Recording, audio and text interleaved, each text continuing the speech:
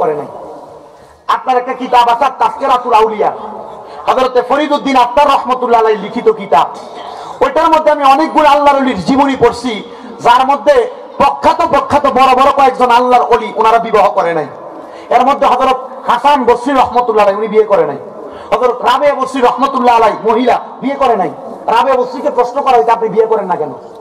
উনি বলছে আমি বিয়ে করে আমার সংসারে যে সময় দিব, যদি আমার মনিবা মানে প্রশ্ন করে সংসারকে সময় দিতে যায় তুমি আমাকে ভুলে গেছো, আমার কাছে জবাব নেই, এই জন্য আমি বিবাহ করিনি। এটা কার উত্তর? রাবিয়া বসরির উত্তর।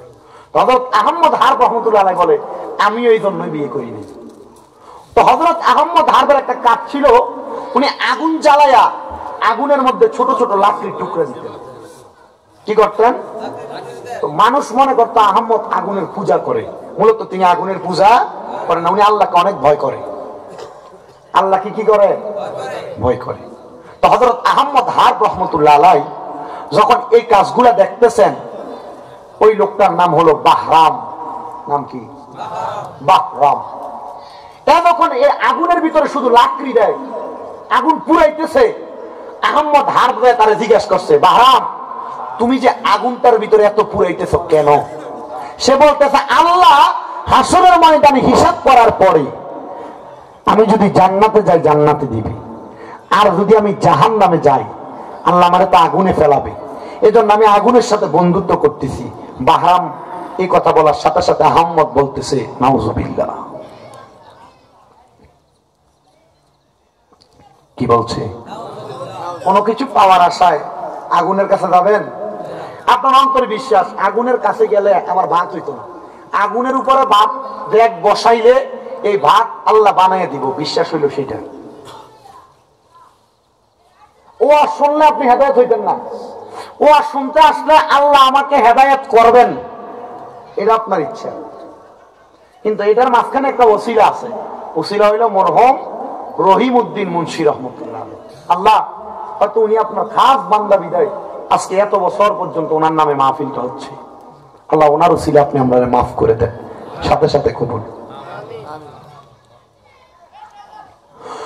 উনি আহমদ হারব বাহরামকে বলে আহমদ এই আগুনের অগ্নি পূজা করা এটা তুমি ছেড়ে দাও। বাহরাম কয় না আমি পূজা করি না। বলে হ্যাঁ তুমি পূজা করো।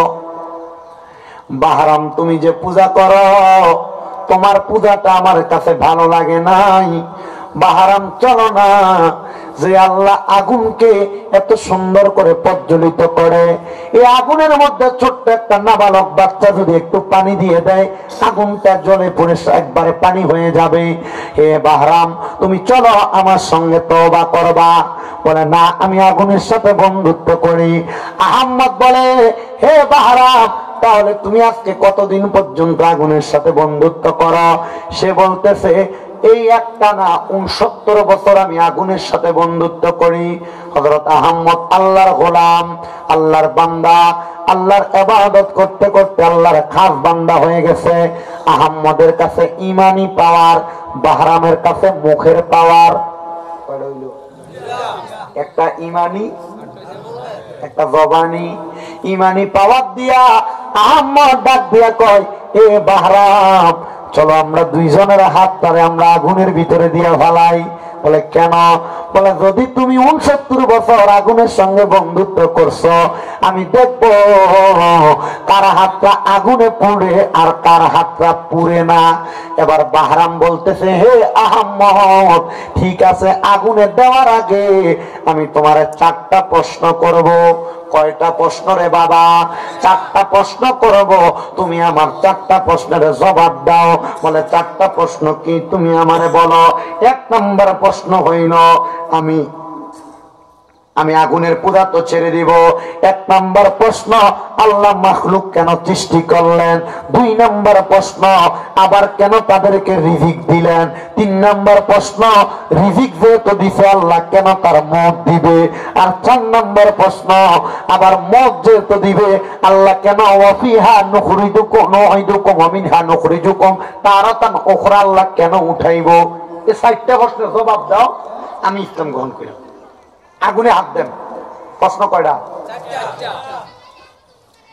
এরে ওই কিতা রই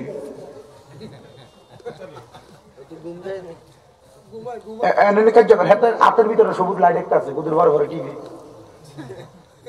না বা দুষ্টামি করিস না আমার এখন যে ওয়াজ করতেছি এটা ফলাইনের ওয়াজ না এই মুরব্বীরা মোটামুটি বুঝতেছে আমার মনে হচ্ছে আর কি বাকিটা আপনারা ভালো জানেন আমি আমার যে তাসকিরাতুল আউলিয়া বইটার কথা বলছি আমি এটা যখন পড়ি আমি বেশি পড়ি না উপরে গেলে 4-5 লাইন পড়ি কারণ আমি আজকে আমার ড্রাইভারের কাছে কইছি এই বইটা পড়লে আমার মাথাটা ঘুরায় এবং আমি এতটুকু বলছি যে এই বইটা পড়া পূর্বের জীবনের যারা আল্লাহর কামেল বান্দা ওনাদের জীবনী পড়ে দেখলাম বর্তমানের জামানায় ভালো মানুষ নেই ভালো মানুষ নামে মানুষ আরেকটা ঘটনা বলবো বুঝবেন আপনারা এক আল্লাহর ওলি মানুষ তো হয়তো পারিছে মানুষ দেখছে না কুত্তা দেখছে এটা বইলে শেষ করি উনি বলে আমার প্রশ্ন 4টা 1 নাম্বার আল্লাহ কেন মাখলুকাত বানাইলেন 2 নাম্বার মাখলুকাত বানাইলে রিজিক দিবেন কেন 3 নাম্বার রিজিক দিলে আবার মারবো কেন আবার যদি মারে আল্লাহ আবার উঠাইবো কেন কষ্ট কথা সত্য